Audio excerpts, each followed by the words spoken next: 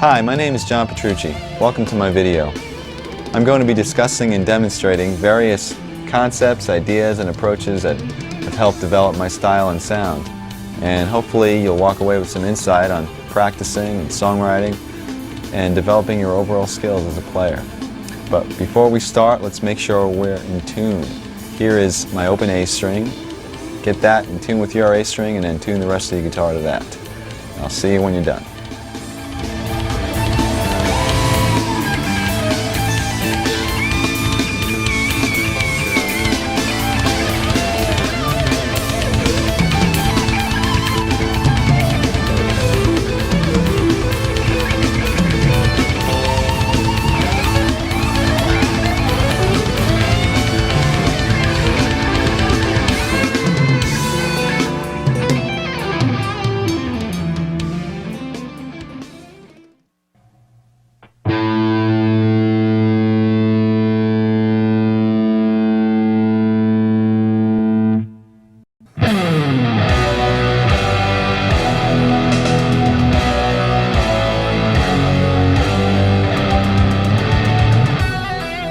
Okay, I'd like to begin with some warm-up exercises, and we're going to start with a couple that don't involve the guitar at all. So put your guitar aside for a second. And what we're going to do here is we're going to stretch the muscles that basically are involved when you're playing guitar. And I really think this is essential to having a productive practice session or gig. And it's also essential to not hurting yourself and cramping up. And it's very similar to what an athlete would do before they went in to play a game or do some exercising. Okay, the first one begins with stretching the back and shoulders and arms. And guitar players tend to slouch when we practice, so these are really important. We're going to start with stretching your arm across your chest. Ooh, my arm just cracked, and yours might also. But you can feel it basically right through your back and your shoulder and your arm. And you should hold these stretches for about 10 seconds each. And then do the same thing with the other arm. Then after that, you can pull your elbow up over your head like this. And you can feel that stretch right through here and in through your back. And then once you do that, you can repeat these exercises as many times as possible. You can move on to your wrists. And we're going to start with stretching this part of the wrist by pulling your hand gently towards you. Don't pull too hard. You don't want to hurt yourself. Just feel it sort of warmly burn through here. Hold that for 10 seconds. And then do the opposite this way. And you can feel that burn through here. Don't pull too hard and don't crack your knuckles. You're just trying to stretch the wrist. The last stretch is your thumb, and what you're going to do is gently pull your thumb towards your arm this way, and you can feel the muscle stretch throughout here. And then repeat the same procedure with the other hand, and you can do this as many times as you feel necessary.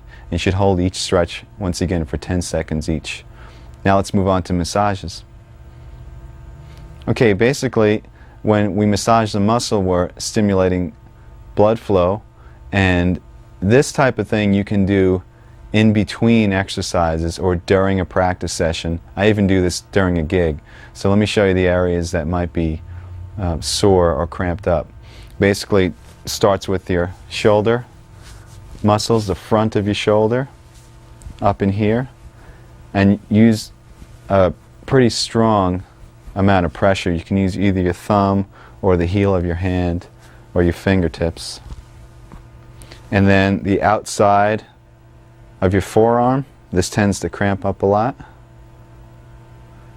And then your hand, and once again you can use your thumb, and you can massage through your palm by using pretty strong pressure. And you can also individually do your fingers like this, going all the way to the tips. And this is great, once again, in between exercises. It really helps to keep your hands limber and loose. And there are other simple things you can do by just like rubbing one hand with the next and whatnot. And these type of exercises between the stretching and massaging should get you prepared to actually play the instrument. And the great thing about these is that you don't have to be playing. This could be as you're walking into a session, or if you have a couple of minutes before you go on stage or whatever. And it should help you have a more productive practice or gig and also prevent injury, which is very important.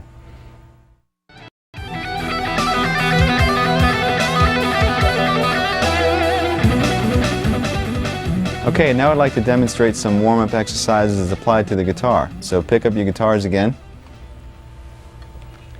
And basically what I'm going to show you is a few exercises concentrating on the stretching and independence of the left hand, and a few exercises concentrating on the freedom and accuracy of the right hand, and then we'll combine the two.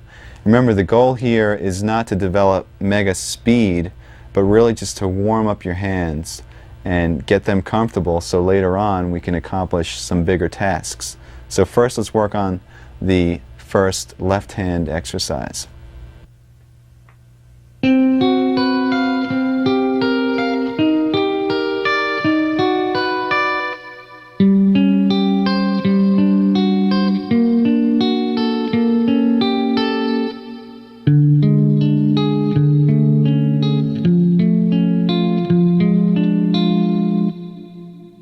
I suggest that you start this exercise higher up on the neck, because once we get into some stretches, it's going to be a little bit difficult as you go down low where the frets are bigger. And basically, your right hand isn't really that important right now. I was playing the notes separately. You can play them as chords if you'd like. You can play them without a pick. It really doesn't matter. We're concentrating on the left hand. Make sure that the notes ring out clearly, because what we're really working on is the stretching and independence of your left hand. Also use a pretty strong pressure. Now what's happening here is that I'm playing on 4 adjacent strings with a basic chord shape. That sounds pretty ugly. In fact, most of these chord shapes sound ugly, so turn your volume down when you practice. And then we're taking the 2 inside fingers, 2 and 3, and we're reversing them like this. Then we're taking your 2 outside fingers, 1 and 4, and reversing them. And then taking the 2 inside fingers and putting them back to their starting position. The next step is to just move up the chord shape to the next string group.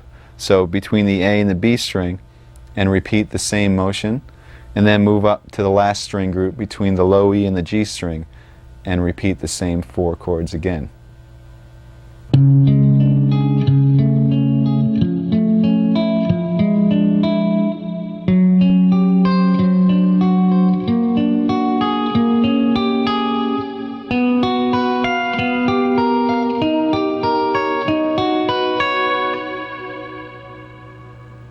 Okay, what I just played is the continuation of the first warm-up exercise.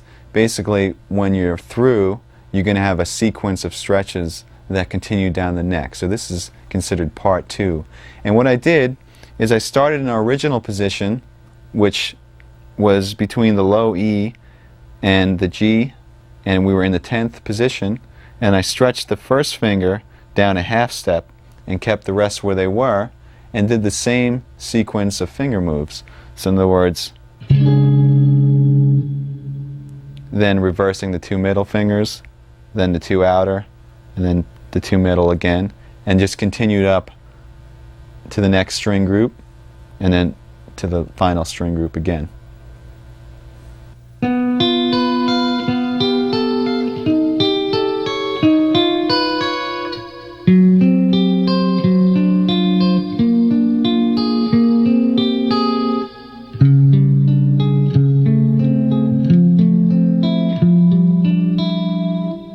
Alright, that was part 3 of the exercise, and at the end of part 2 we ended up with this position between the first string groups. Now what you're going to do is put your fingers back in order, and while leaving your 3rd and 4th where they are, stretch your 2nd down a half step. So we have this shape, and once again continue with the moves all the way up the string groups. Now for the final part.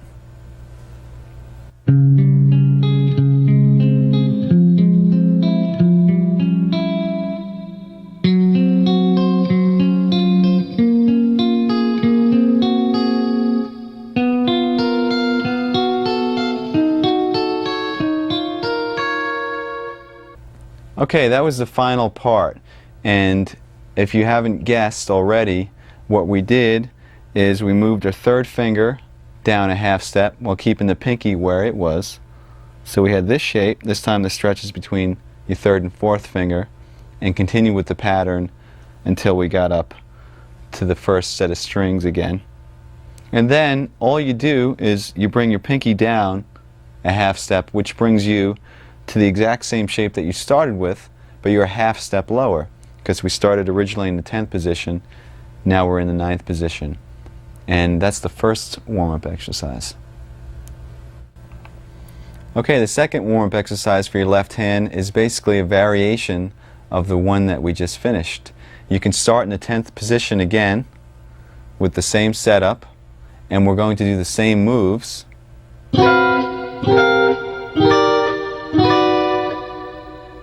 Except this time we're going to do some different stretches with the left hand. And by the way, you don't have to arpeggiate the notes, you can just strum the chords if you'd like.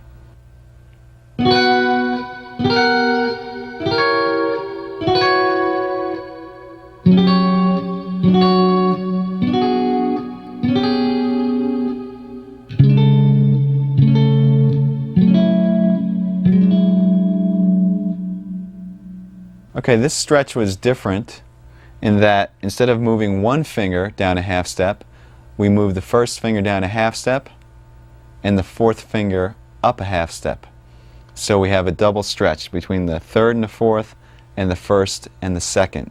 And then we did the same exact moves.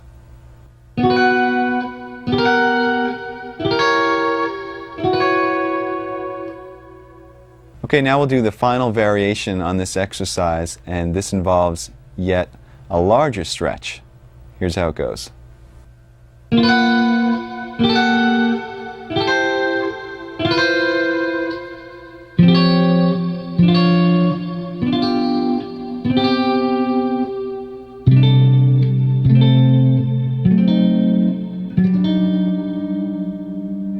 Alright, what we did here on the final variation is instead of just having a stretch between the first and second and the third and fourth, we have a half step stretch now between every finger. So you do that by moving your first finger down yet another half step, and then your second finger down a half step as well.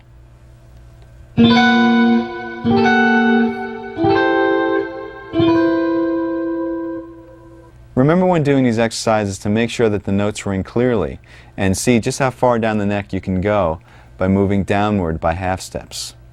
Now, for all you crazy guitarists out there, there is one more variation that involves some super stretches. Remember, don't hurt yourself.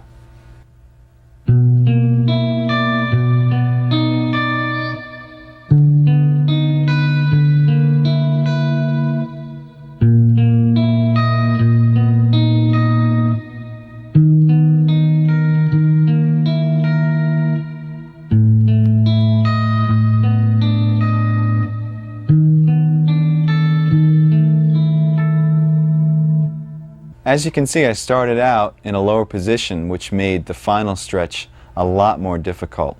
Let me break it down for you now. With this exercise, instead of having all your fingers on adjacent strings, we start with the two middle fingers, 2 and 3, on the two middle strings, D and G, and your first and fourth fingers on the low and high E strings. And then you just continue with the same moves that we've been doing throughout.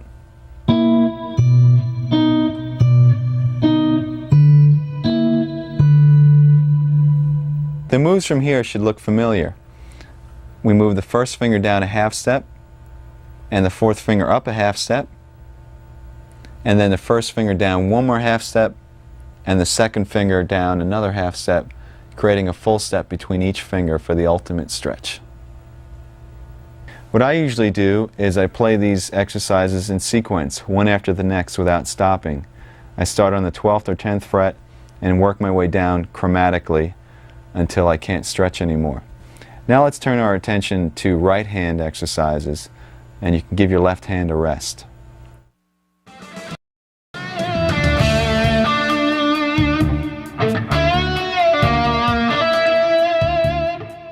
The next exercise concentrates on the flow and precision of the right hand and has many variations. So let me demonstrate it in its basic form.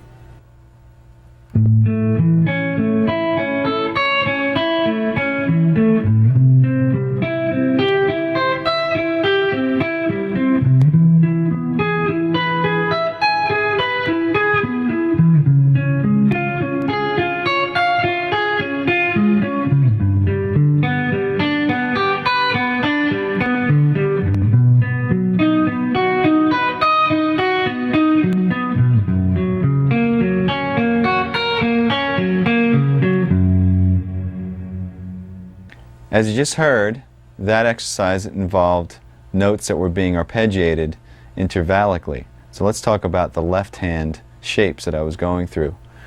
It's based off of a major bar chord form with an added third, except you're playing the notes separately.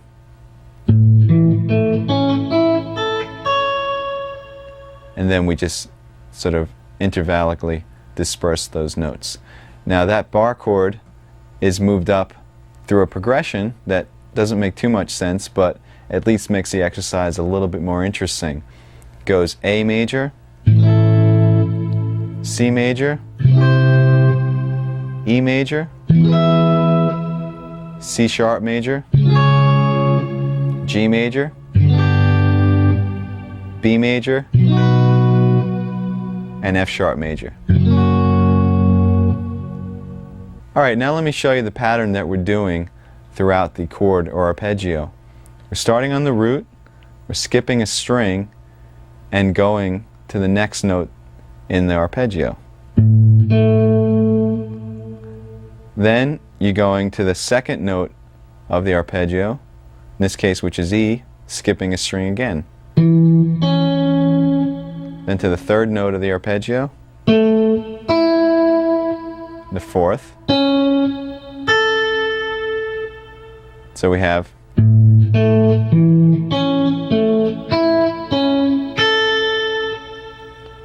remember to pick down, up, down, up, down, up, down, up.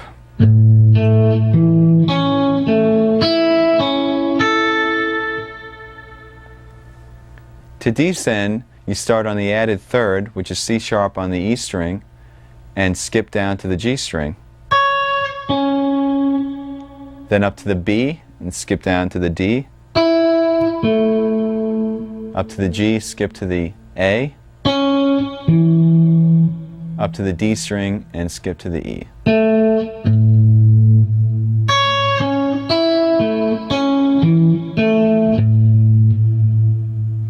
Remember once again to keep your right hand picking consistent. Down, up, down, up, down, up, down, up. Don't let that falter at all.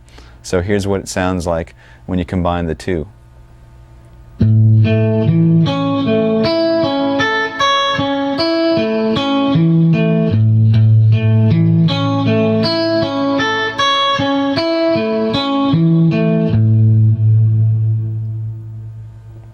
And then from there, just go through the sequence of chords that I outlined earlier, and you have the entire exercise. Okay, now that you know the initial exercise, all the variations involve the right hand, and we're going to concentrate on our picking. First of all, instead of starting with a downstroke and using down, up, down, up, down, up, do the same exercise starting on an upstroke and consistently playing up, down, up, down, up, down throughout the entire exercise. That's going to look like this.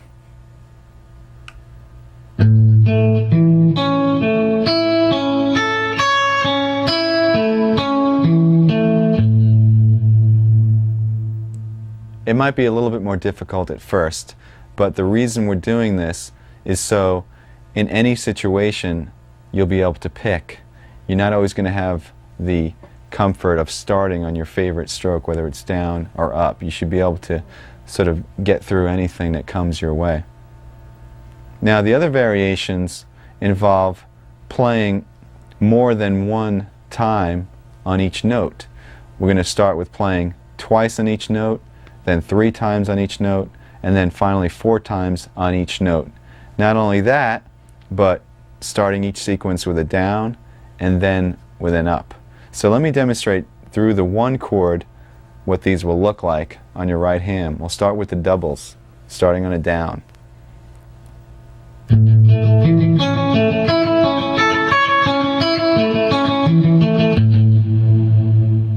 Then double starting with an up.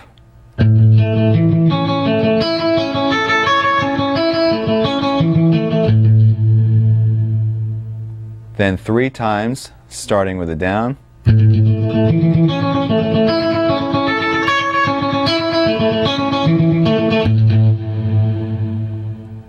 3 times starting with an up.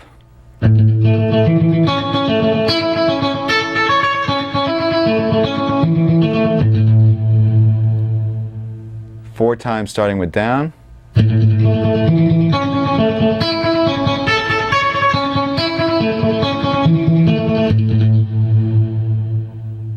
And finally 4 times starting with an up stroke.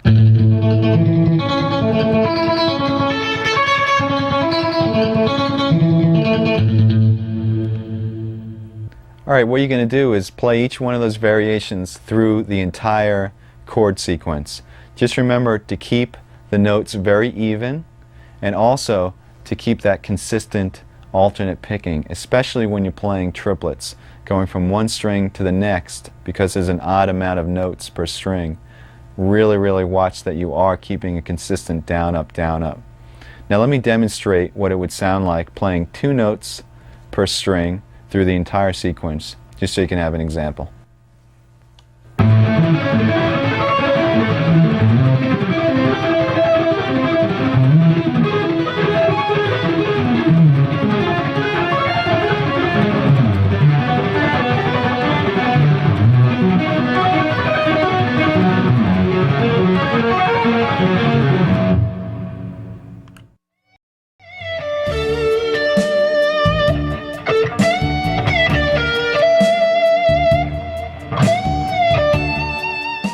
I basically have technique broken down into 4 categories.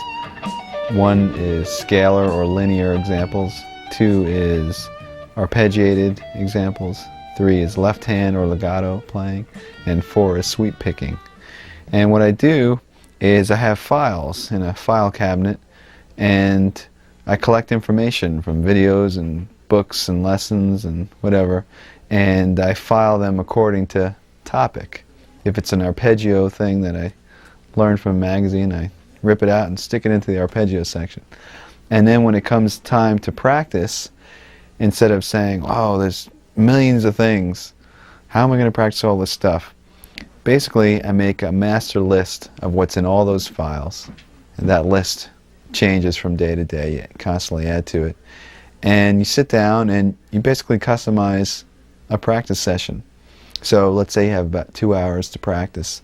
I personally have 4 categories, so I'd pick one item from each one of those categories and practice that item for a half hour.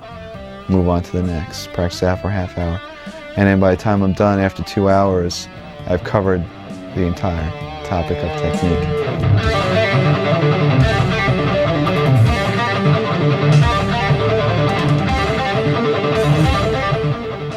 Okay, now that we concentrated on the left hand and the right hand individually, let me show you a few exercises that are equally effective for both hands.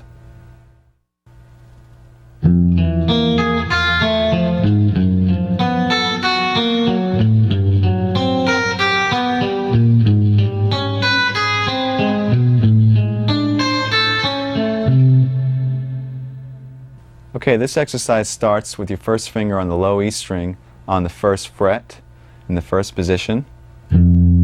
Skips over the A string, goes with your second finger on the D string on the note E, and then your third finger on the G string on the note B flat, and your fourth finger on the high E string on the note A flat, and your right hand is picking, once again, down, up, down, up.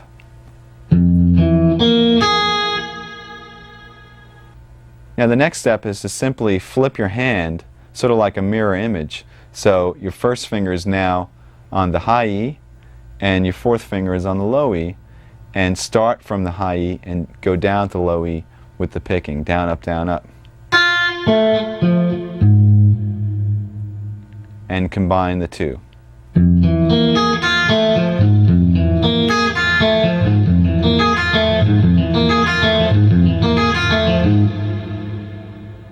What I did after that is I ascended chromatically, and you should take this all the way up to the 12th fret, and then descend using a similar but slightly different pattern. Here's how it goes.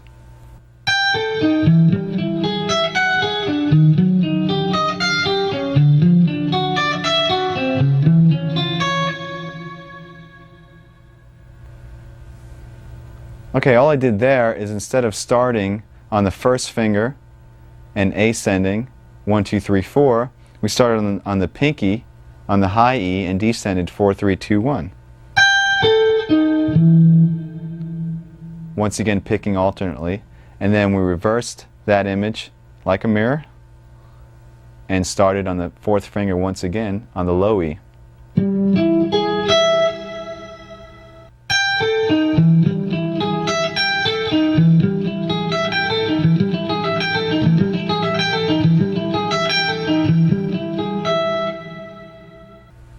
Alright, since this exercise involves alternate picking through string skips, make sure that your right hand picking is very accurate and that you keep your pick close to the strings so you don't hit the string that you're actually skipping. It's called efficiency of motion. Now, you should also practice the same exact exercise starting on an upstroke as well to make sure that you're ambidextrous. No.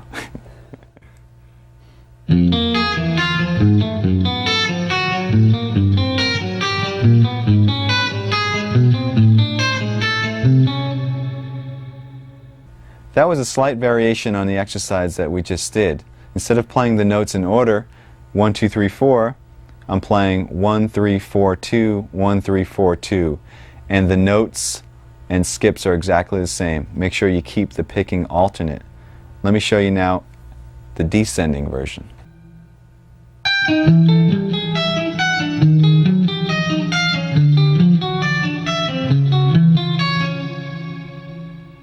Alright, that was another slight variation, this time on the descending pattern. Instead of playing 4, 3, 2, 1, you play 4, 2, 1, 3, 4, 2, 1, 3, and continue that pattern down the neck chromatically. Remember to keep your picking alternate the entire time. And that will wrap up our warm-up exercises.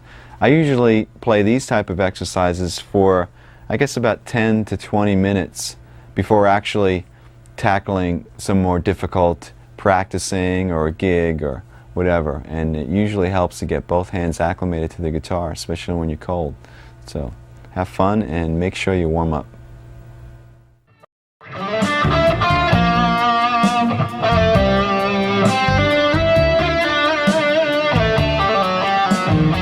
In order to realize our creative visions, it's essential that we develop the craft of our instrument, which leads us to the area of technique.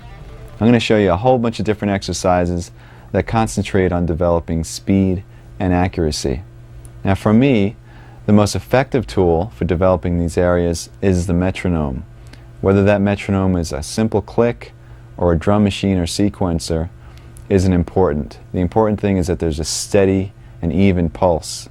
Now practicing and playing to a metronome will help you to play accurately at any speed and also show you how to subdivide the beat any which way that you want.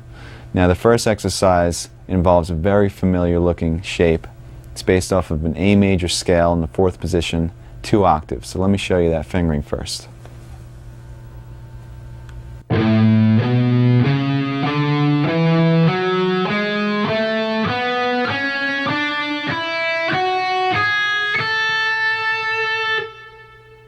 This exercise involves playing to a steady pulse. In other words, the speed or tempo of the click is not going to change but how we subdivide that click is going to change.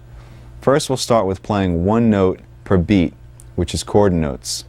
Now, I have a metronome setting of 66 beats per minute, which is really slow, but by the time we're done, you're going to be playing a lot of notes per beat, so it's important that we start slow. Remember also to keep a consistent down, up, down, up, down, up picking pattern the entire time. Here is chord notes to the metronome. 3, 4.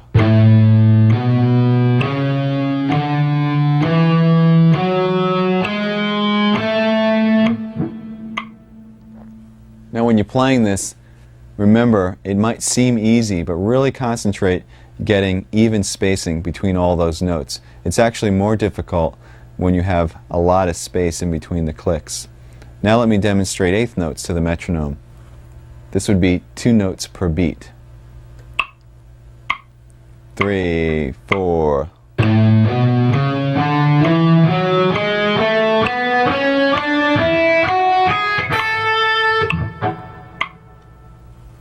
And now triplets, which is 3 notes to the beat. 3, 4.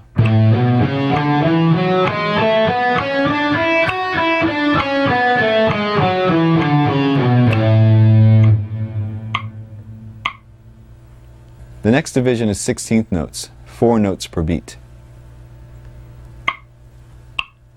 3, 4.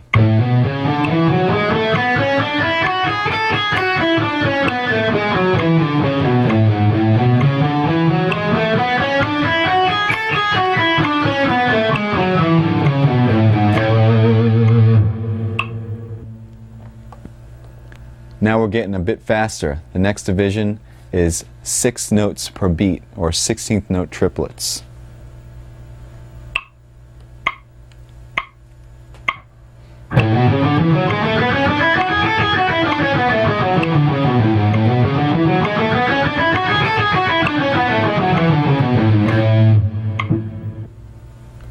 And the last group is 32nd notes, or 8 notes per beat.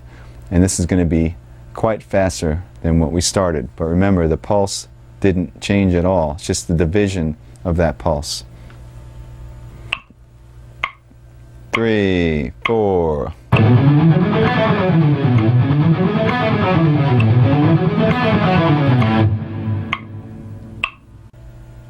Okay, now that you're familiar with playing to a metronome and subdividing the beats, I'd like to show you how to increase your speed. And what we're going to do here is we're going to develop accuracy at high speeds. The basic concept is you start with a slow tempo on the metronome, play the exercise or example as many times until you've mastered it at that tempo, and then increase the metronome about 8 beats per minute, and then play the exercise over and over at that tempo, increase it, and so on until you get to your desired tempo. I'm going to demonstrate this with an exercise that uses chromatics, 4 fingers in a row, and they're played as 16th notes to the metronome. Let me show you the exercise first, then I'll show you how to develop the speed.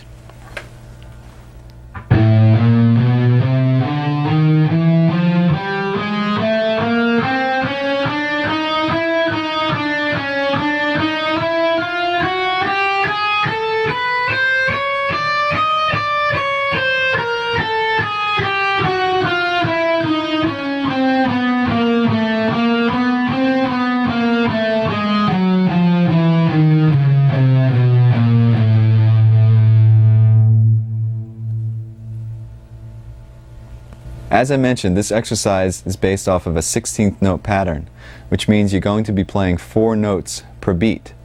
Besides concentrating on getting those notes to fall evenly over each click, you should also accent every 4 notes.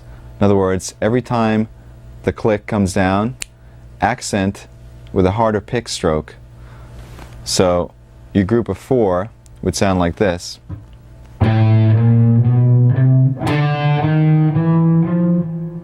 Etc., etc. And what this is going to enable you to do is when you get faster and faster, that accent will be your reference point. In other words, at a slow tempo, your accent might just sound like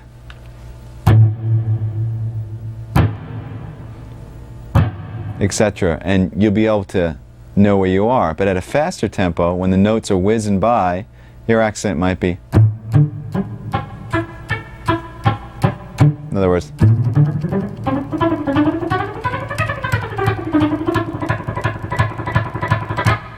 and that's how you know exactly where you are when you're playing at fast tempos. So what I'm going to do here is I'm going to show you how I would take this exercise and develop it speed-wise. Now, the first thing you have to do is you have to get a goal tempo. Let's say our goal tempo for today is 200 beats per minute. Now normally I would start this pretty low on the metronome, maybe about 100 or so, and it would take me quite a while to get to 200. But for the video's purpose, I'll start at about 120 and I'll increase it in larger increments than I would normally do, just to save some time. And what's going to happen is by the time I get to 200, hopefully not only should it be wailing, but it should also be clean. Another thing to keep in mind is your technique that you're using when you're playing slow should be the same technique that you use when you're playing fast. In other words, when you're playing slow, you're programming in your technique. So when you play fast, be consistent in your hand position and also in your left hand position, your right and left. Okay, here we go.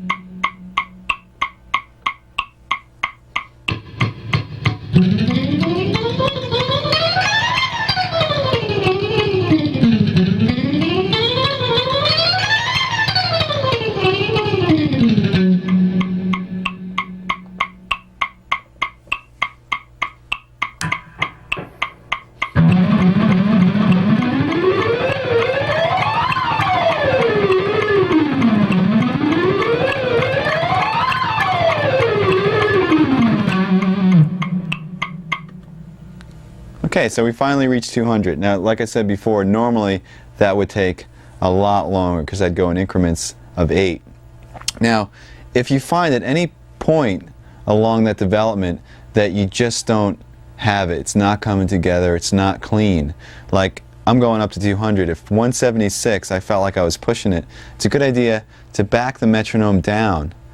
Go to a slower speed. So I was at 200, let's say that was difficult, I'll go back down to about 170. Try to get comfortable there first.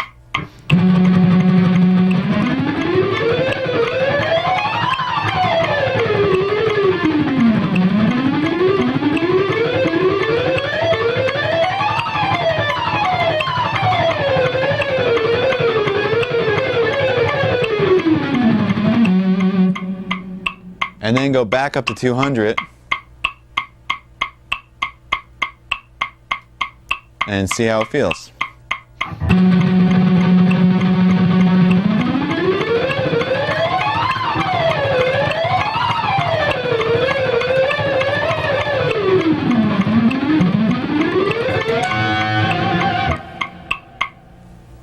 On a similar note, if you reach this desired speed that you're going to and you still want to push the envelope a little further, what you can do is, let's say you want to hit 208 now. Go past 208, go to like 216 and just kill yourself, and then go back to 208 and that tempo will feel a lot easier. Let's attempt that.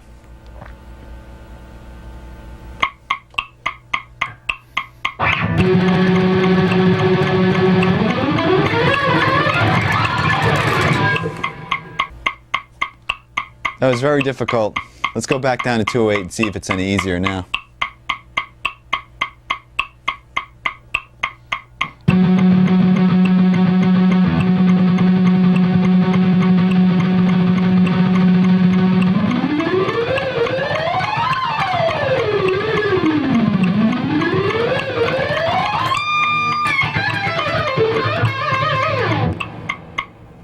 Okay, so it's pretty much there. So you get the idea about pushing the envelope and then going back. Just remember, make sure that you're clean and accurate, and remember to accent the notes as well. Okay, now I'd like to demonstrate the same technique, building speed and accuracy, but this time with a 16th note triplet pattern. You're going to play 6 notes per beat, and it's based off of a 3-note per string pattern in E minor. So here it goes.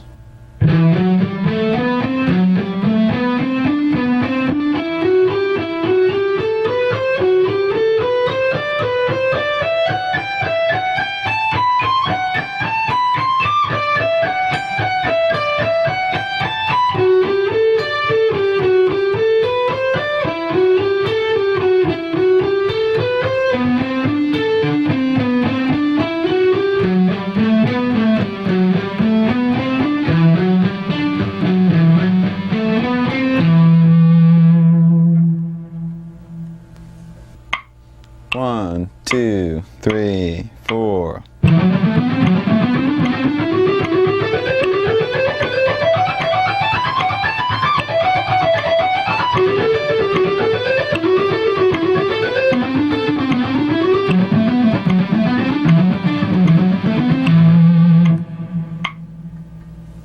Okay, then you would follow the same steps to get to your goal tempo. Let's say your goal tempo in this case is about 126. Let's hear what it sounds like at that tempo. 1, 2, 3, 4.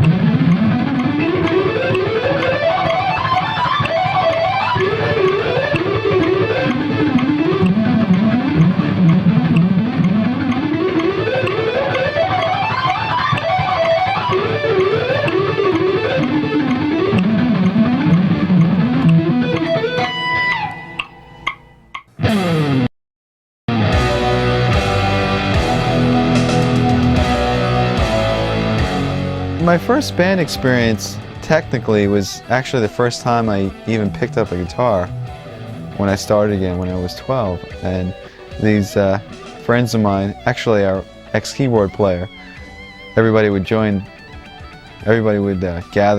at his house because he had a piano. And I remember they were playing some Neil Young. They were playing Hey Hey My My. And they assigned me the little down, down, down, down. That was my part, and I sat there getting that, and I guess that was kind of a band experience.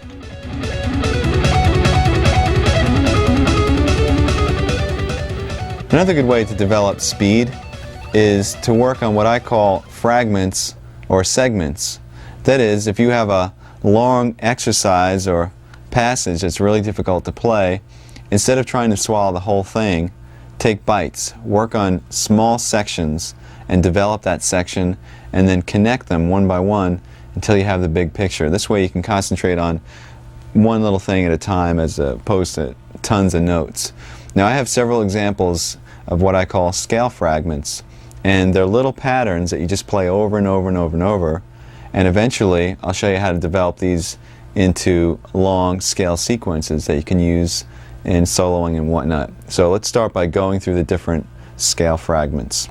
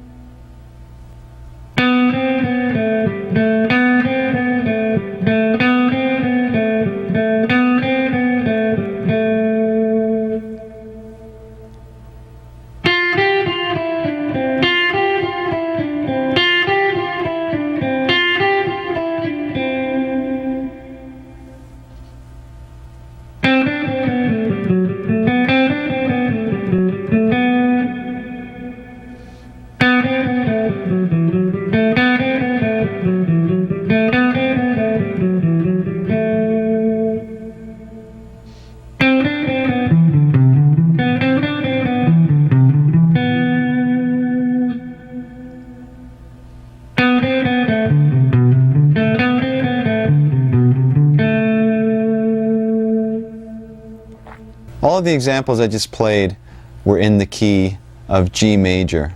You can play these anywhere on the neck between any two strings. It doesn't really matter. You can practice them chromatically, meaning if you were playing this one, perhaps play it 4 times in each position and then move up a half step.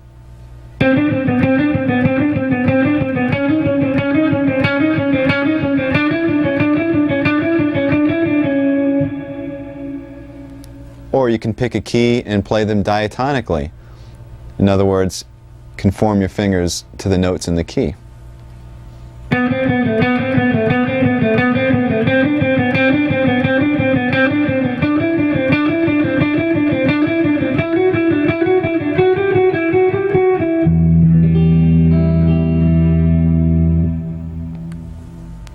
You can practice these scale fragments with the metronome, as we discussed, or there's a couple of other ways to develop speed.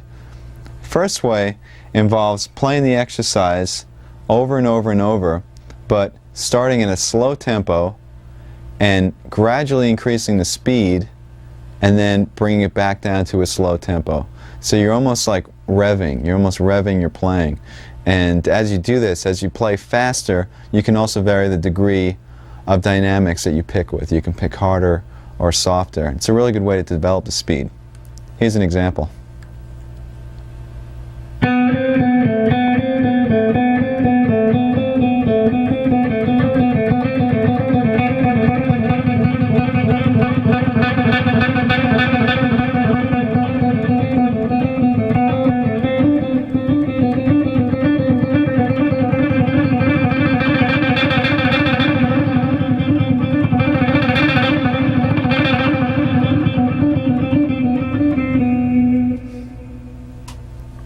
Another way of developing speed is by playing the exercise over and over and over, but this time playing consistently at a slow to moderate tempo and then sort of blasting out a fast tempo only a couple of times. So in other words, you're jogging for a while, then you're going to sprint for a second and go back to jogging. This is a way to build stamina as well as speed. It sounds like this.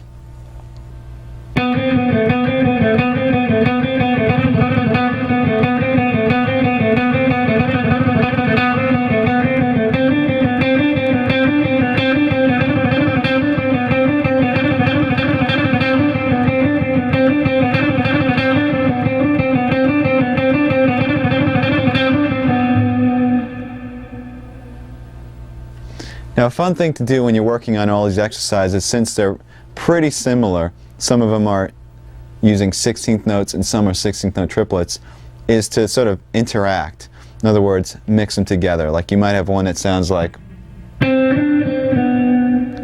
which is what I've been playing for the last couple of seconds. And there was another one that went. There was also another one that went. Try combining some of these exercises randomly and use your imagination. It might sound something like this.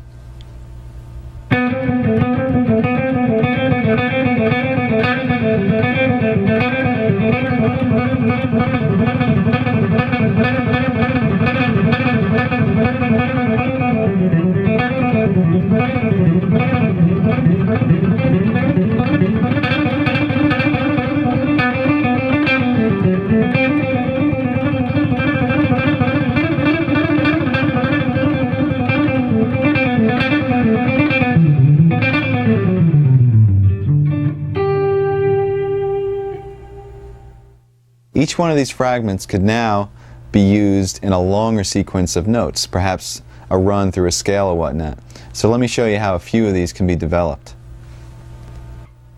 1, 2, 3, 4.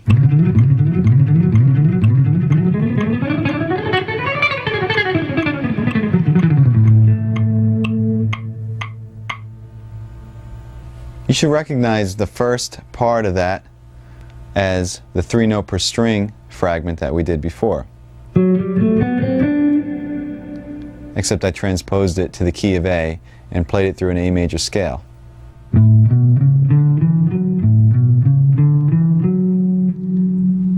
And And the sequence consisted of playing that same pattern starting from each string.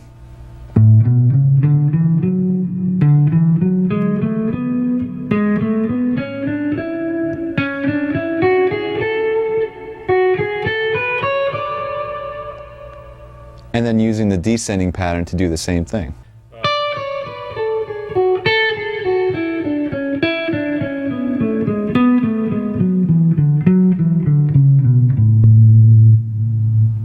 Now you can play these patterns through the scales, you can change positions, you can play and repeat the sequence in any position as many times as you want. Just kind of mix it up, and that makes for a good run in a solo if you're trying to build some tension. I'll demonstrate that a little bit later.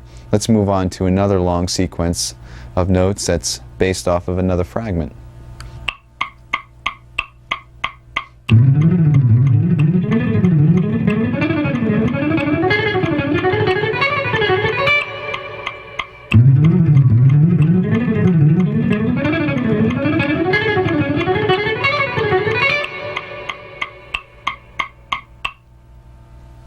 And here's the descending version of that.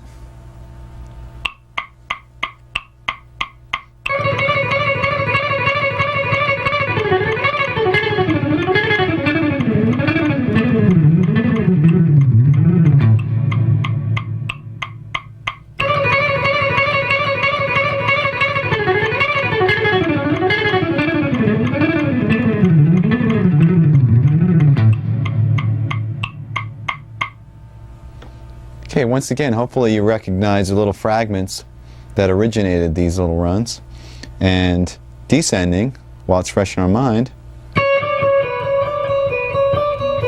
came from that and sounded like this.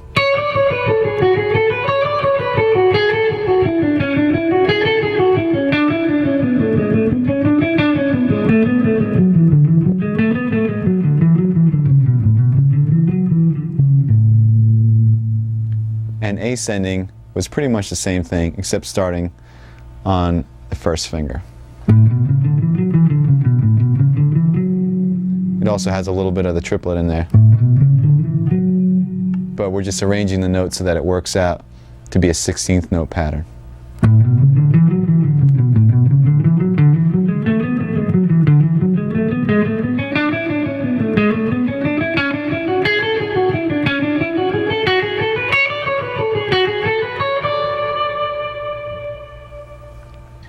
Here's another example using a fragment that includes string skipping.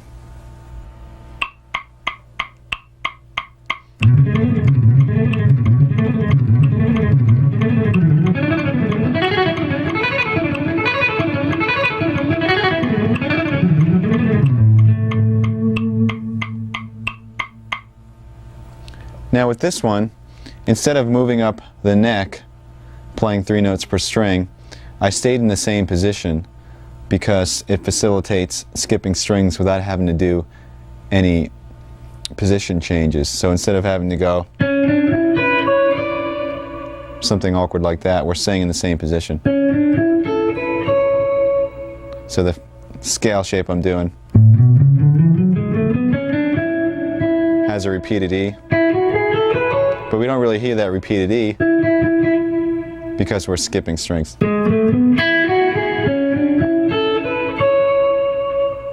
Here's the pattern slow.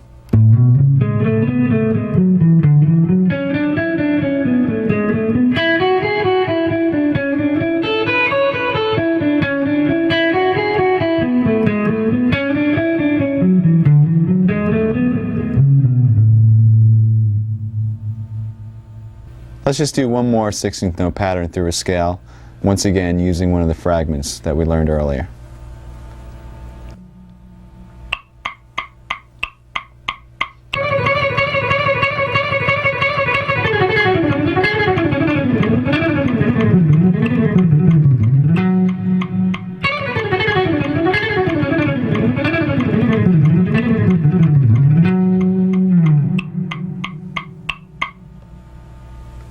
Here it is slow. See if you can recognize the fragments in this one.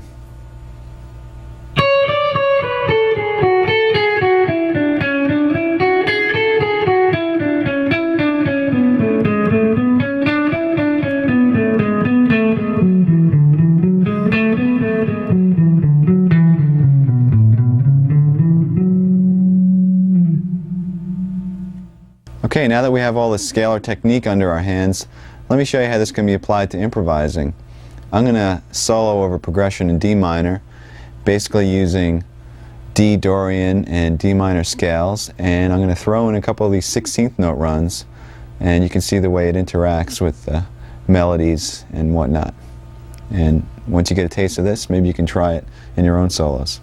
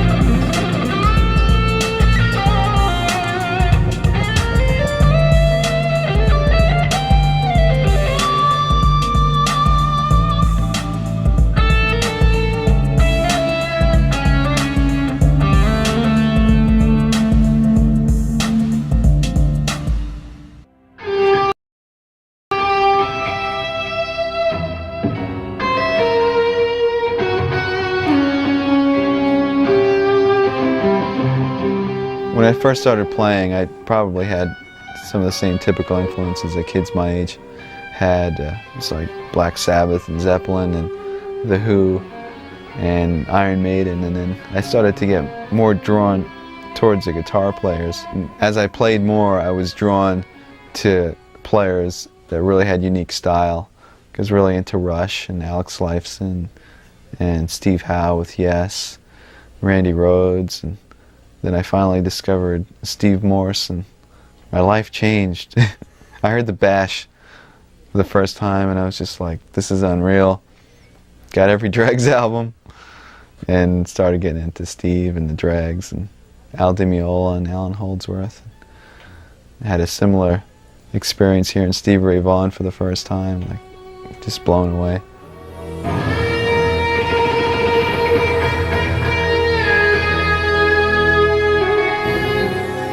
One of the more difficult techniques for most guitarists is using alternate picking through arpeggios. Now this has been something that's been difficult for me for a while, and it's actually making me kind of mad, so I analyzed what the problem was, and I came up with an interesting little fact. First of all, the problem always seemed to arise when I was encountering what I call inside the string picking.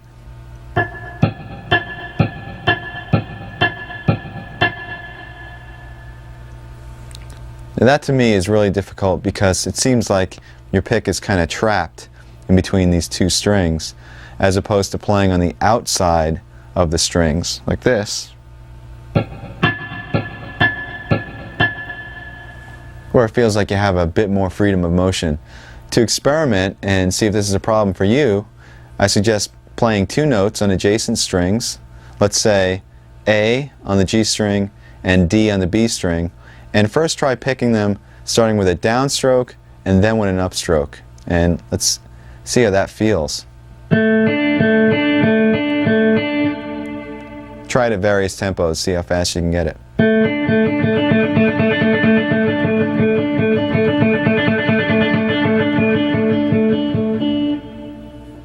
Now do the same thing, but start on an upstroke and go up, down, up, down. You're going to encounter that inside of the string picking phenomena. Let's try that.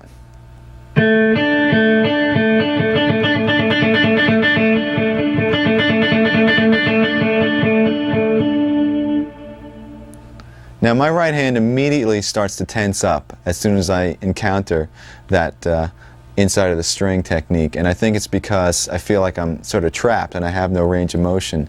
This is usually a problem for most guitar players. Some guys have this taken care of, and we'll have to shoot them all. But anyway, how do you practice this?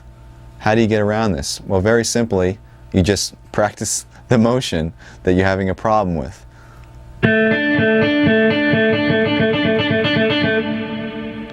Now, this could be very boring if you sit there doing that for any period of time that's going to make it effective. So what I've done is I've come up with a little etude that practices and concentrates on the inside of the string picking. And by the way, if you ever have something that you're trying to work on and you need to develop it, come up with some little progression or etude or song. It makes it a lot more interesting.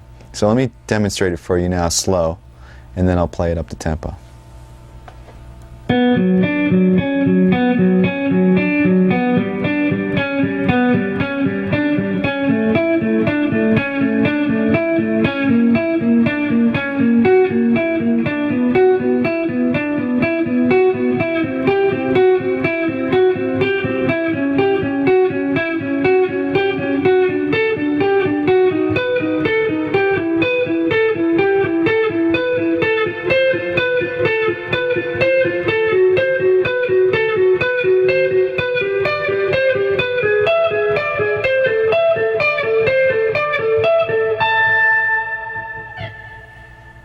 Now I'm going to demonstrate this up to speed with the metronome.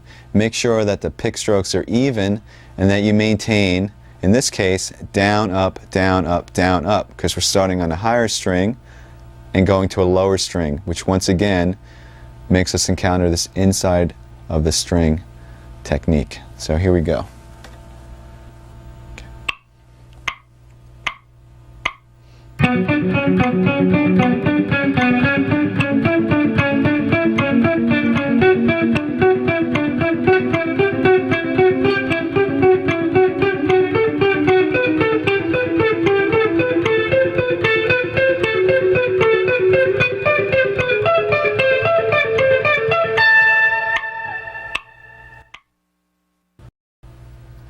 Now that exercise specifically narrows down the problem and concentrates only on that problem.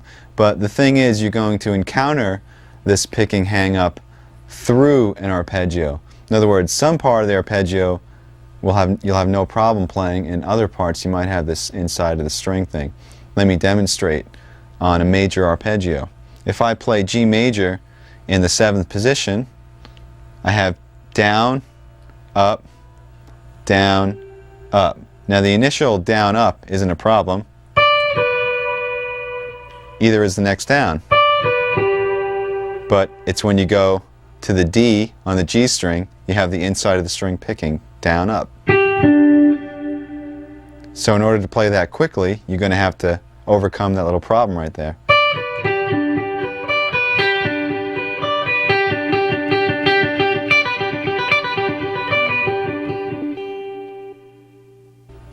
So once again, instead of practicing that same arpeggio over and over, I came up with another little etude that incorporates major and minor arpeggios, and that picking hang-up is kind of snuck in the middle of the arpeggios. So it's not just only concentrating on that, but it's incorporating it into a larger picture. Here it is slow.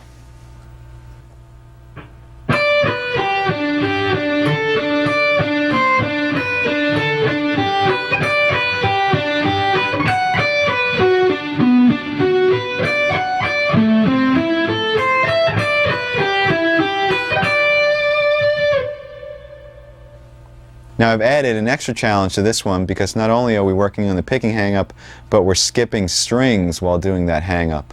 Let me show you where that happens.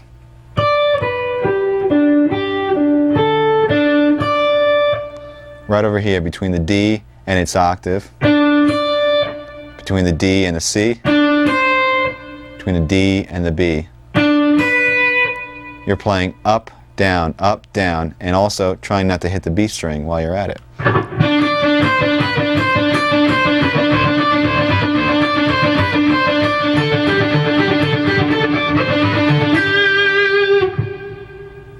Here it is up to tempo.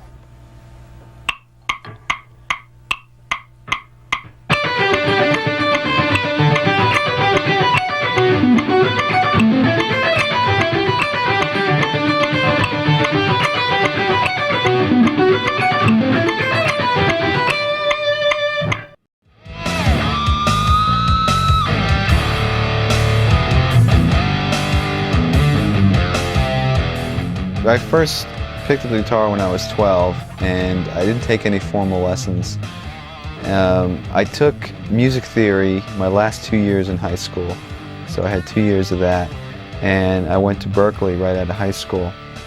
A couple of times I had some scattered lessons before Berkeley. I took a few lessons to try to prepare myself, and I remember going to group classes with a friend of mine, but I never really took any formal continuous lessons.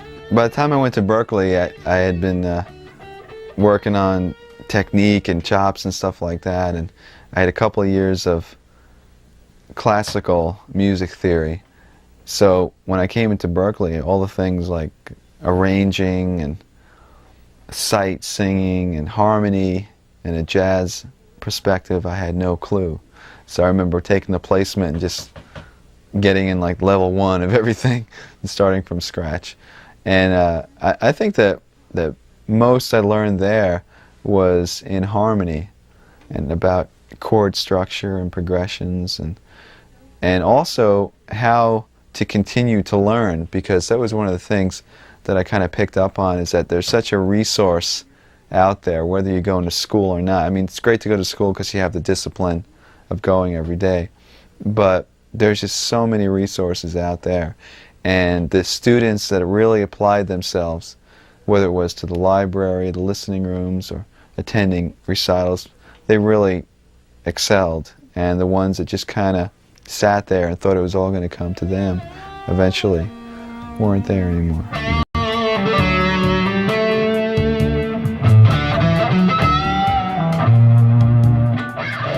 Now I'd like to concentrate on left-hand strength.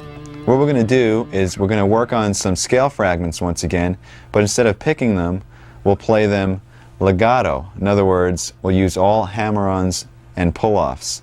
And basically, I'm going to show you a couple of different patterns, and then I'll show you how to practice them. So let's start with the legato patterns.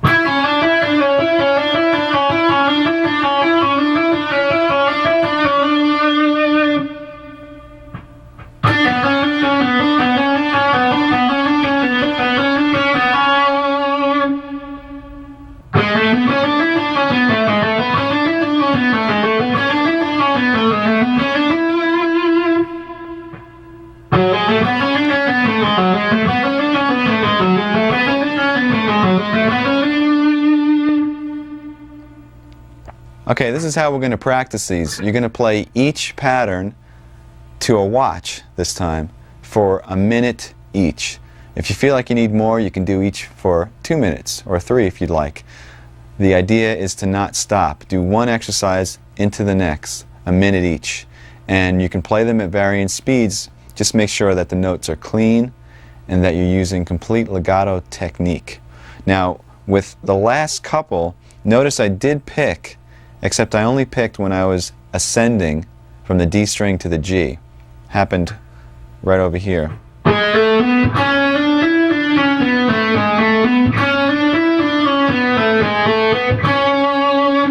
So in this case it was on the C sharp. That's the only other time you're going to pick. Also, when you practice these, you don't have to stay in the positions that I just showed. You can practice them on any string. You could stretch your fingers out. You can play them in any position, in any key, diatonically or chromatically. Let me demonstrate a little bit. Remember, 1 minute each without stopping.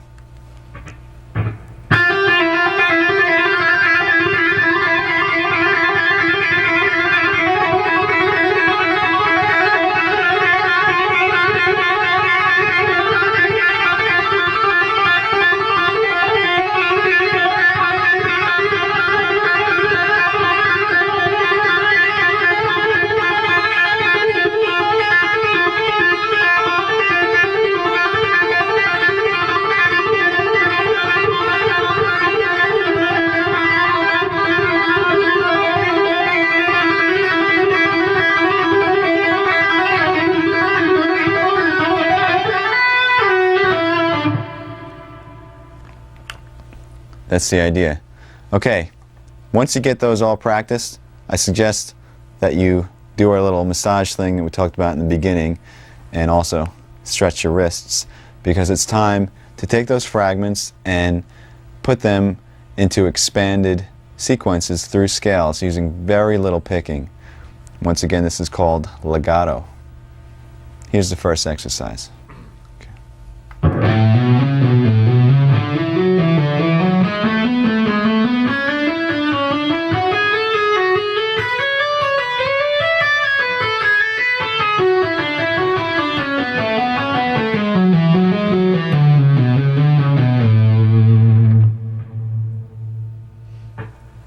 Okay, basically what I did is I took one of the fragments, the one that went like this, and also another one that went like this, and combined them ascending through an A major scale.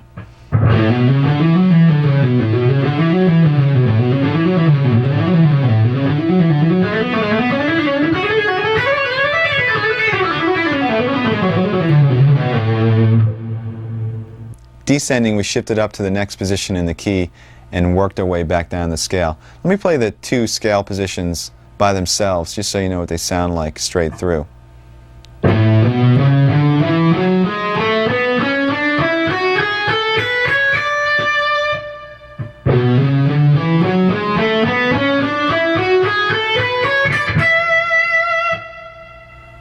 And you could practice that sequence between any two positions in any key, or even using nonsense patterns, just shifting up by half steps, maybe something like this.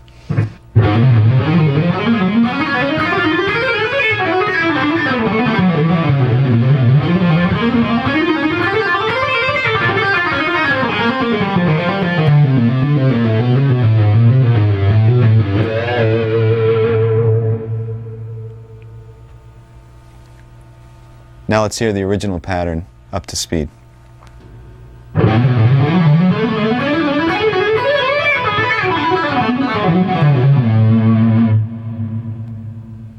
Here's one more legato example. This one is in the key of E minor, and it shifts positions quite a number of times. So practice it slowly and make sure that you get those position shifts clean and clear. This also involves some right hand tapping. Here it is slow.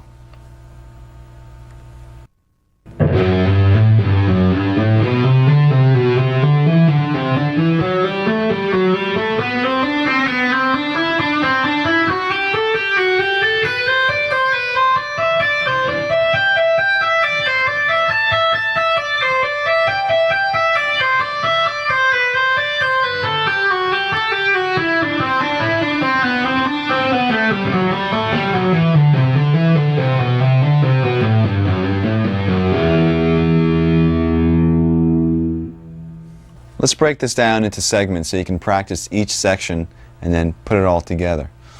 It's basically ascending in 3 octaves, and the pattern repeats. Here it is. So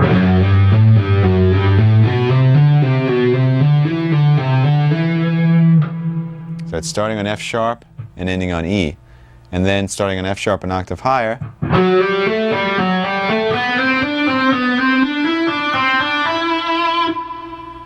the exact same thing, and then 1 octave higher, starting on the B string,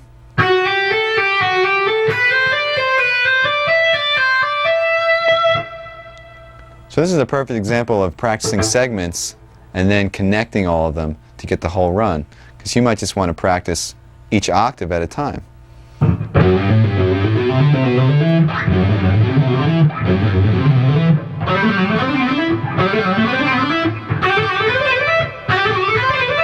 Then put it together.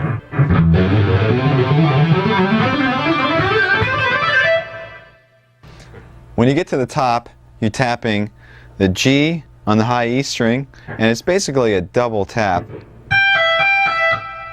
And then you're tapping A, and then back down to G.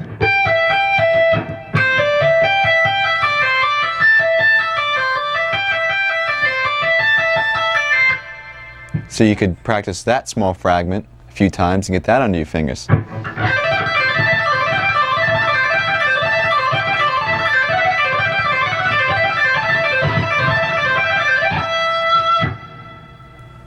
And descending, we have another 3-octave pattern.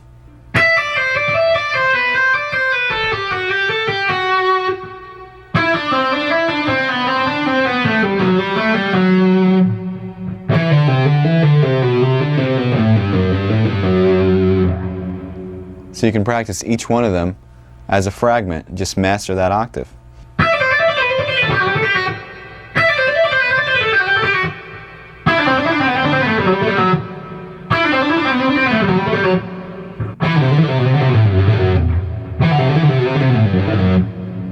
And then put them all together.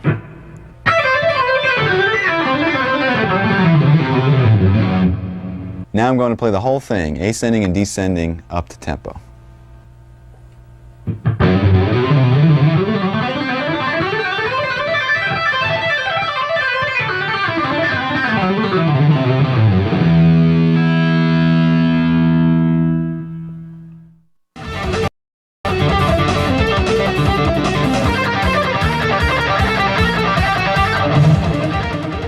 When we first started the band, we were all 17 or 18 years old. So the last album that we just put out, I mean, it's like almost 10 years later.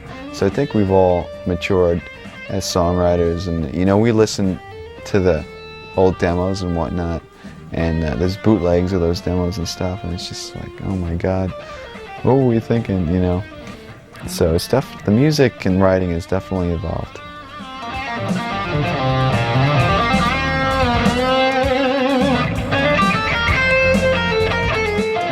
To wrap up the topic of technique, I'd like to introduce a different style of picking other than alternate.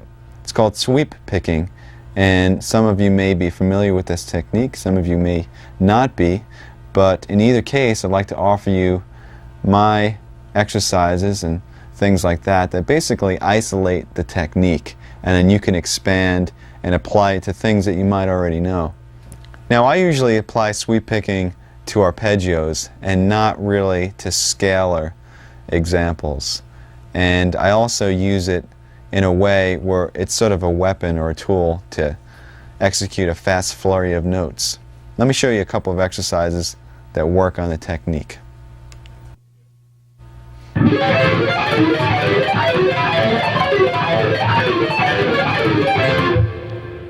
Alright, there's two things to keep in mind when working on this exercise. One of them is to separate the notes of the left hand. In other words, you're not playing chords, but you're separating the notes and playing arpeggios.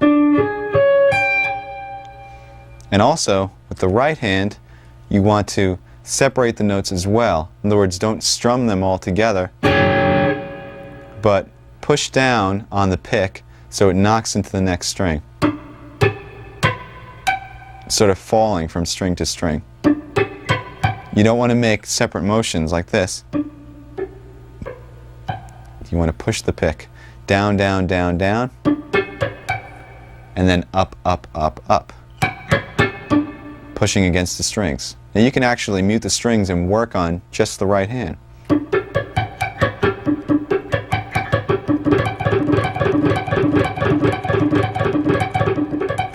You don't want it to sound like this. You want the separation. The left-hand pattern is very similar to some of the warm-up exercises we were doing.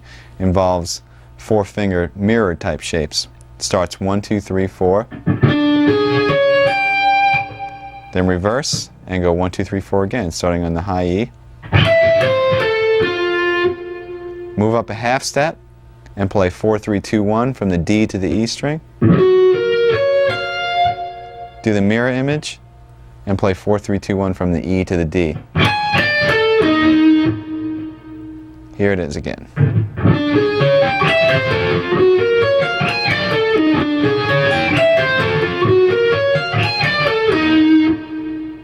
And then simply move it up, continuing in half steps.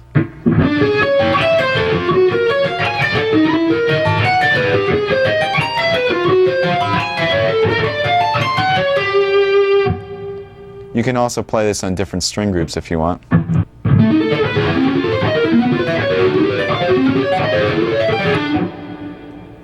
Okay, just as a fun variation, you can take this technique and just mutate the notes of the left hand, and I came up with, once again, another etude using the sweeping technique. It goes like this.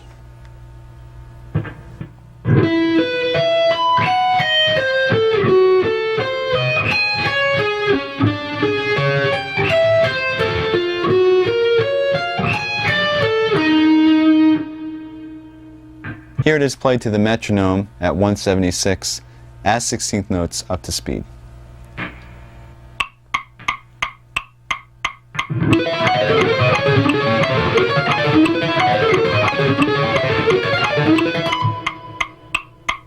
To break this down, we're using the exact same pattern as the exercise.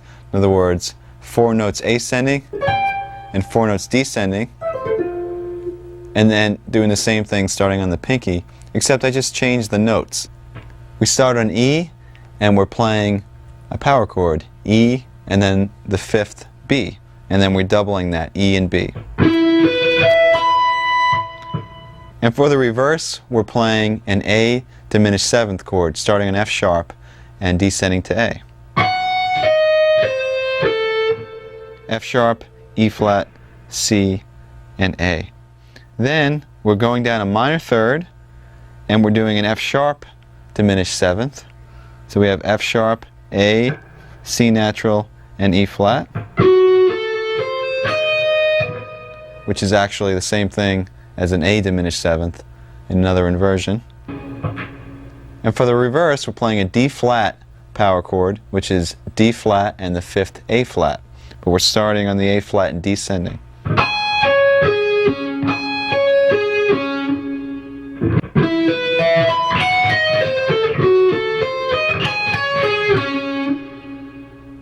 And to finish it up, we're doing the original exercise.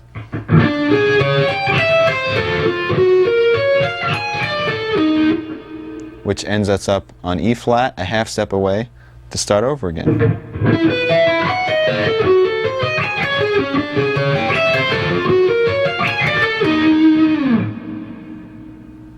Here's one more sweep picking exercise. This one's applied to arpeggios. Let me demonstrate it for you slowly.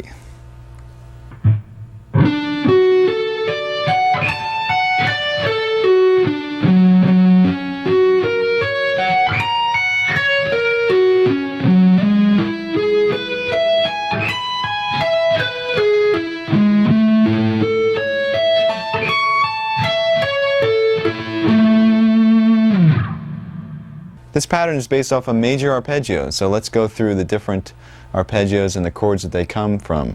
First one is D, coming from this chord fingering, with an added 5th, A. Second one is F sharp, based off of an F sharp bar chord, with an added 3rd.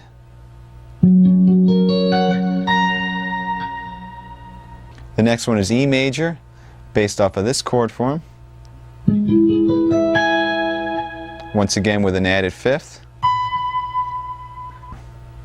And the last one is A major, based off of this bar chord with an added 3rd.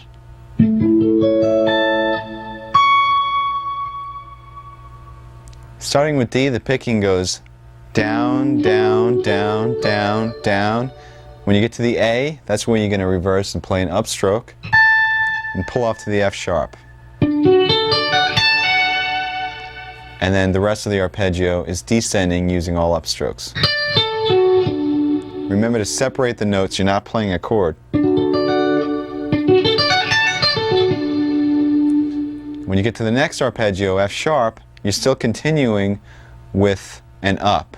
In fact, you can almost consider it the third of the D arpeggio. So you're kind of finishing up the D arpeggio. Because after that, we're going to repeat the F sharp and start with a downstroke and outline the F sharp major arpeggio. Down, down, down, down, down, down, and then up on the A sharp. Pull off to the F sharp and continue all consecutive upstrokes to finish off the arpeggio.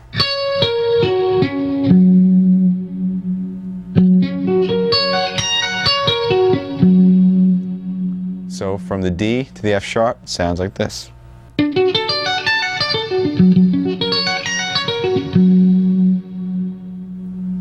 Then we're going to move up to G sharp, which is the third of E, and basically we're going to follow the same exact pattern. So starting with a down, reverse at the top where the fifth is, do a pull off and come back down using all ups. Repeat the third of the chord, which is G sharp, and then move up a half step and play the A major arpeggio the same way. And that's it. Here it is up to tempo.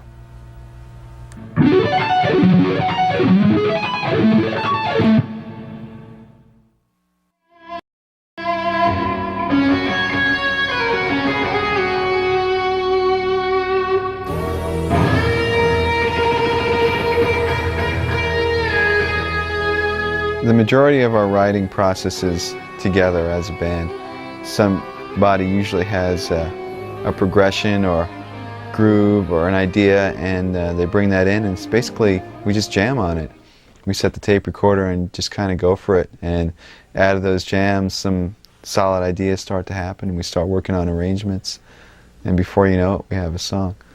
Do you write lyrics yourself at all? Yes, I write lyrics, and I'm really interested in lyric and melody and how that contributes to the song, the real importance of the lyrics and the melody and the vocalist.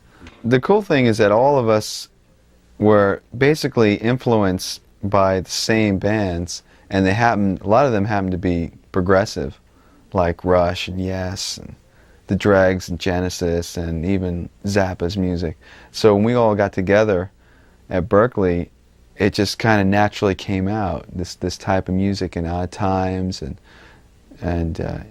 even you know, using the harmony that was a little bit more experimental or creative and whatnot, and it was just kind of a natural direction for us all.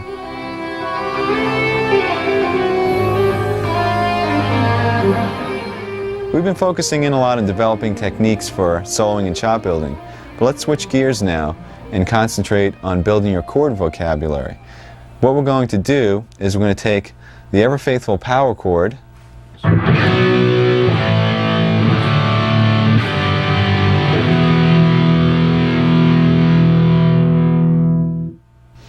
by adding certain notes to these chords. We're going to mutate them, and we're going to add some colors and drama into basic chord progressions. So let's first make sure everybody knows what the power chord is. Basically, it's a two-note chord consisting of a root and fifth. For example, a B power chord would consist of B and the fifth F sharp. Now you could expand and you can double the B, or you can put the fifth in the bass, which makes the chord sound even heavier, so the F sharp will be below the B. This is really effective.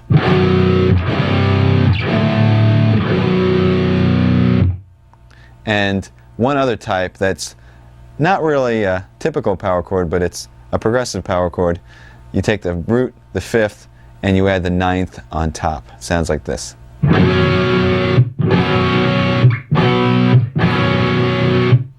To explore this topic a little bit further, you have to understand two things. First of all, which notes can be added to the power chords, and second of all, how those notes affect the name of the chord and also the function of the chord in the progression.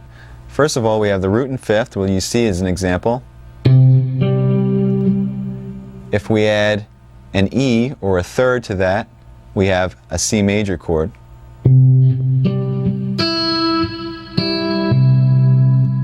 If we add an E flat to that, which is a minor third, we have a C minor chord.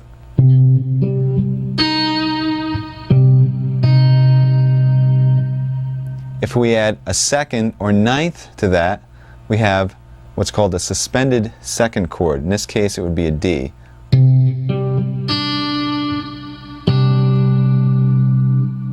If we add a fourth to that, we have what's called a suspended fourth.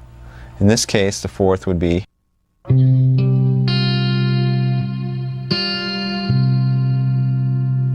All of those chords added one note to the power chord and drastically changed the sound. Now let's go through some chords that add two notes. If we add the major third and the major seventh, we have a major seventh chord. So you'd have the power chord, the major third E, and the major seventh B.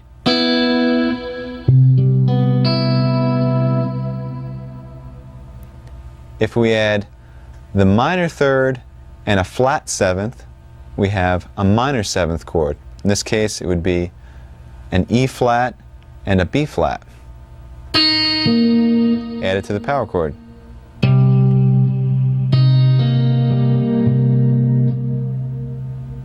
If we add a major third and a flat seven, we have what's called a dominant seventh chord. In this case, E is a major third, B flat is a flat seventh, added to the power chord.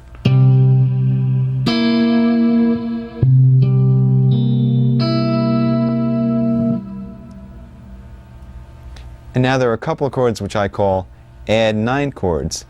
What they are major and minor chords, so we're going to have a major and minor third added, and on top of that, the ninth as well. A major add nine would add a major third E and a 9 D.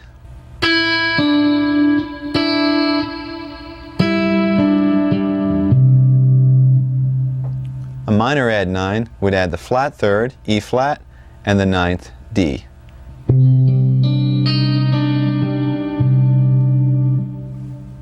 Now let's talk about how the 11th added to the power chord changes the name. We'll keep the major third, and we'll add an 11th, and we end up with a major add 11th. Here's the power chord, here's the major third, here's the 11th. Don't worry, we won't be playing these fingerings. And the final chord is a minor 11th chord where we add three notes. The minor third, the flat 7, and also the 11th, which once again is F. And just to make this easier for now, we'll put the 5th in the bass.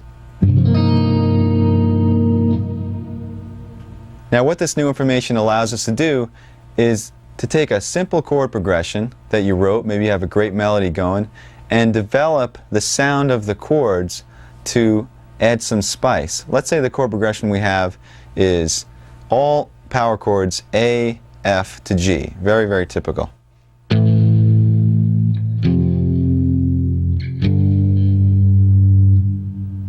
By adding some of these intervals and creating these more interesting chords, perhaps we can make it sound a little bit more interesting, or we can take it in a more dramatic direction. So I'll turn the A into an A minor add 9.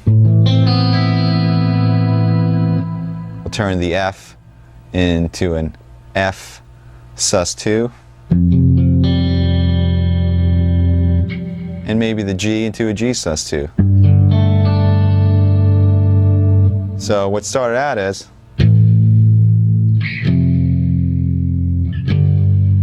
now it sounds like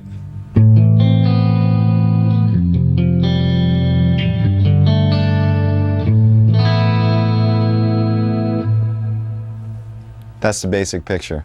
Now, unfortunately, when you're trying to play this stuff loud and heavy, it's going to sound pretty bad because of the dissonance of the intervals. I know you don't want to hear this, but I'll demonstrate.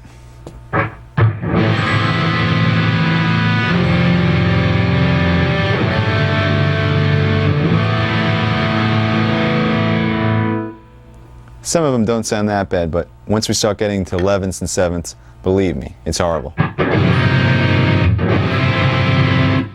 People will cringe. So here's where orchestration comes into play. What we're going to do is we're going to divide the part up into two separate parts. And you can do this when you're recording, or you can do it in a band. If you have a bass and guitar, you can divide the parts up.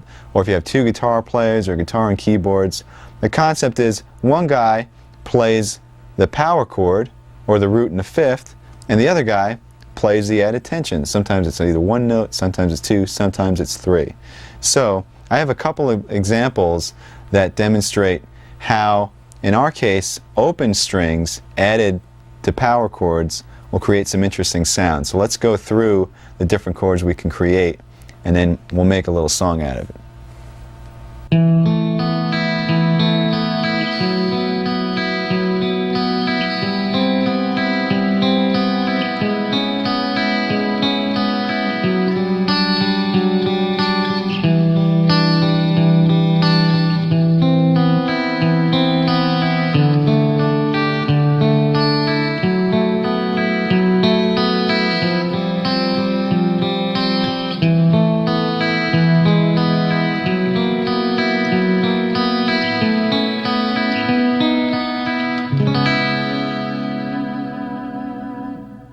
The first power chord was an A.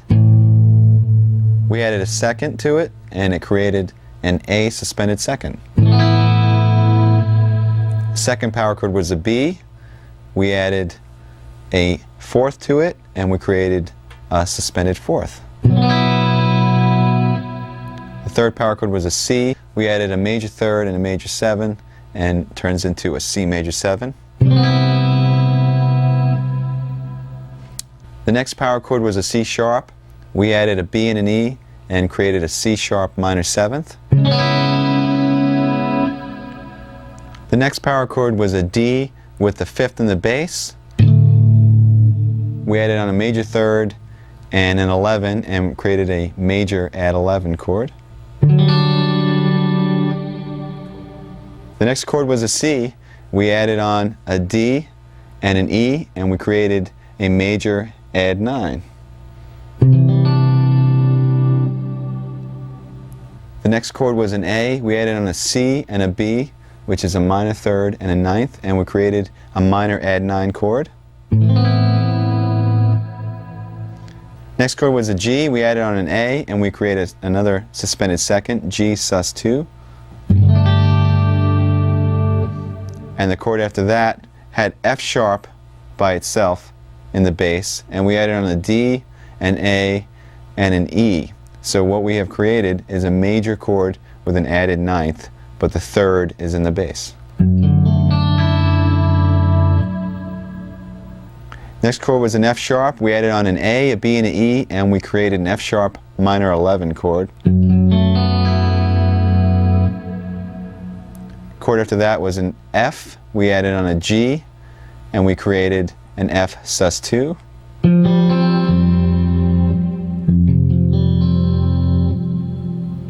After that we had an E, and first we made an E suspended fourth by adding on the fourth A, and then we made an E major by adding on the third G sharp. So we had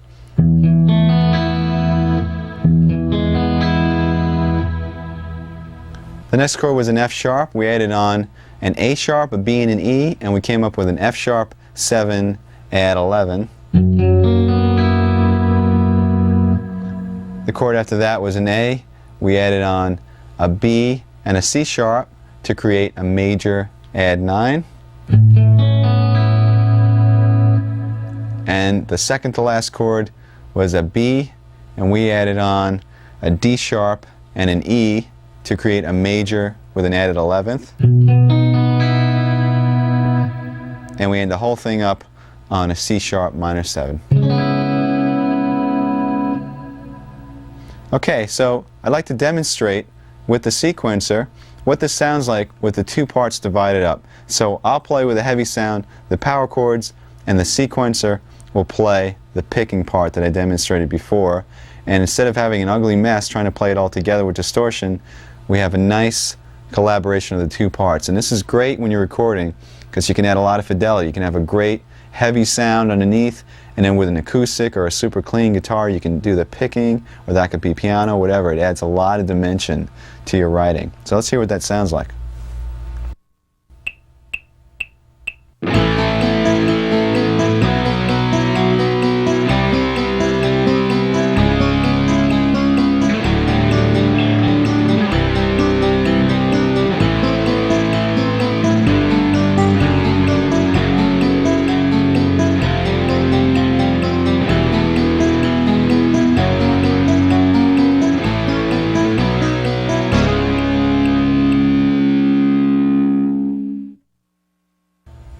As you can see, our power chord has come a pretty long way. We started with some really basic nonsense and we came up with some pretty cool sounding chords. Now, granted, the progression that I created for that exercise really doesn't make too much sense. So let me show you a little song that incorporates a lot of those chords and is more like a piece of music. I mean, you can use it for background to a vocal part, or it could be backing up a solo or whatnot, but it uses basic power chords that I'll be playing, and the sequencer will be playing the second guitar part.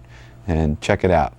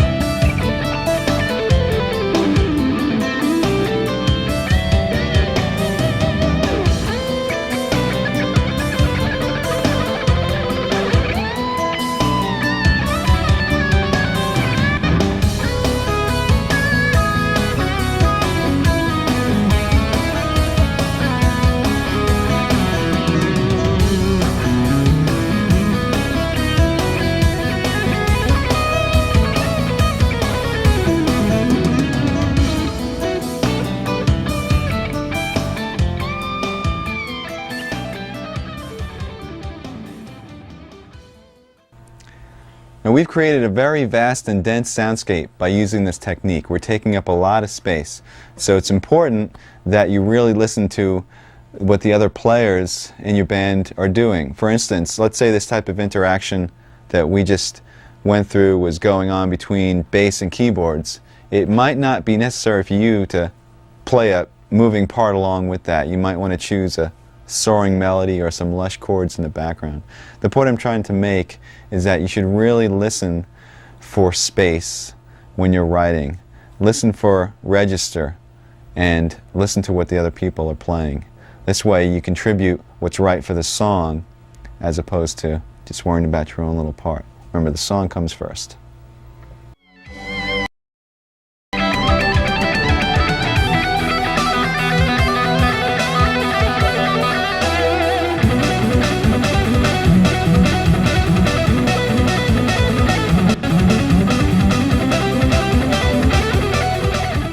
Yes, it is. This is my full-blown live setup, and I guess we should start with the guitars. These are the guitars I have on the road. They're all custom Ibanez guitars made of basswood, and as you can see, the paint jobs on 4 of them are really similar, and these paint jobs are by Dan Lawrence, who does some custom work for Ibanez. And basically I have 2 7-strings.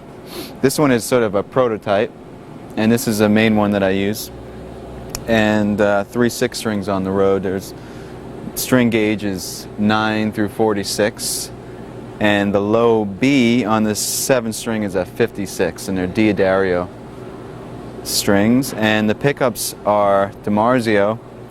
As you can see there, each guitar is the same setup, just 2 humbuckers, and they're all direct mounted into the body. There's no middle pickup at all, and the knob placement is so that my hands don't sort of knock into anything. Like on a Strat, you might have a problem with your pinky or whatnot. And these pickups were custom designed by Steve Blucher for DiMarzio. And basically one of the interesting things about these, as you can see on all the other guitars, is there's one 3-way toggle switch. And the cool thing is that in the middle position you have the center 2 coils on, but they're still hum canceling. Gives a really sweet sort of scooped sound for clean passages particularly. And the frets are 6100, and it's a rosewood fretboard. This is my live setup. This rack was custom designed by Mark Snyder, and basically you got 4 Mesa Boogie cabinets. They're Celestion Vintage 30 speakers in those cabinets. And what's going on here is I have an amp switcher, and the amp switcher is switching between 3 different preamps, 2 Triaxises and a Boogie Mark IIc Plus. Everything that's in the rack, like the Crybaby and the noise gate and the volume pedal and the parameter pedals, are all hooked up through this multi-pin system that goes to the pedal board, which I'll show you in a second, and it makes setup very easy. And also the rack has a data dump. It's an Alessis data disk that allows me to save or reload any of my MIDI programs for the PCM 70 or the TC Electronics 2290 or even the Mesa Boogie Triaxis.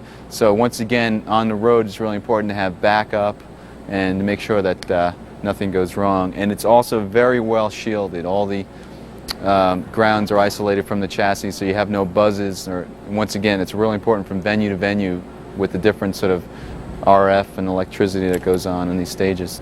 I use these picks. These are Jim Dunlap Jazz 3s for all the electric playing, and then for acoustic I use these Dunlap 0.71 millimeter picks, which are a little bit lighter, and I play the acoustic. This is an Ibanez acoustic, and it's better for strumming and whatnot, the lighter picks.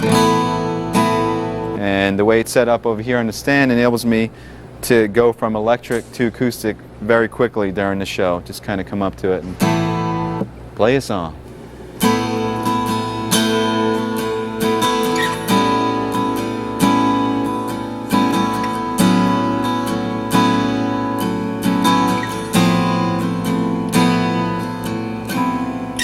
Okay, this is the pedal board that I use live, and this was custom designed by Mark Snyder. Once again, as you can see, here's the other end of the multi-pin that's coming in, and basically that has all your connections for the tuner and the Mesa Boogie Abacus pedal board, parameter pedal, a volume pedal, and a wah pedal, and that includes all the AC. Just one cable right to the rack and to the pedal board.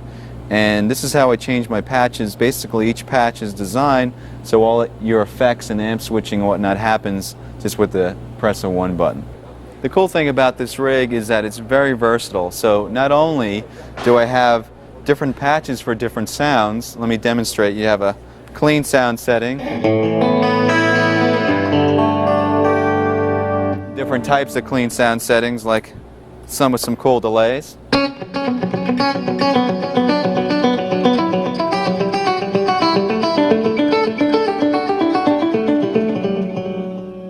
And then we have some basic heavy rhythm sounds.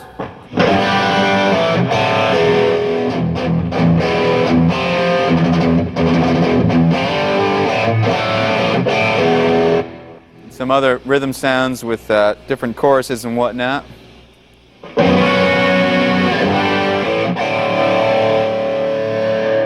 And also a couple of cool lead sounds.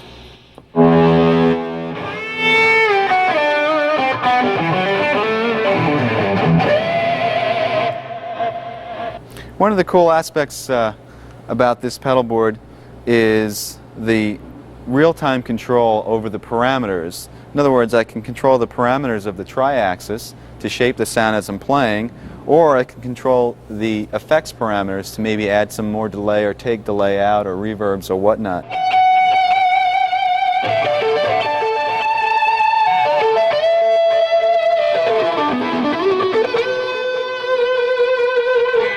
But if you're playing a faster line, you don't want as much around it, so you just ease off the pedal so there's not as much delay on it.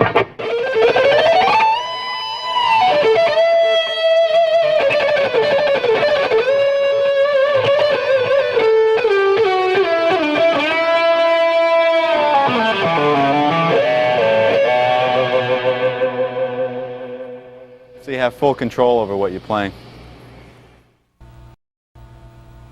Well, there you have it. We covered a lot of ground in this video, and there's a lot of information to swallow. Just take your time and go through section by section and really try to get the most out of it. The best is to apply what you learn as well. I hope this has been inspiring and that you can use some of these ideas and approaches in your own playing and writing. And I had a great time doing this video. I hope to see you on tour. Bye-bye.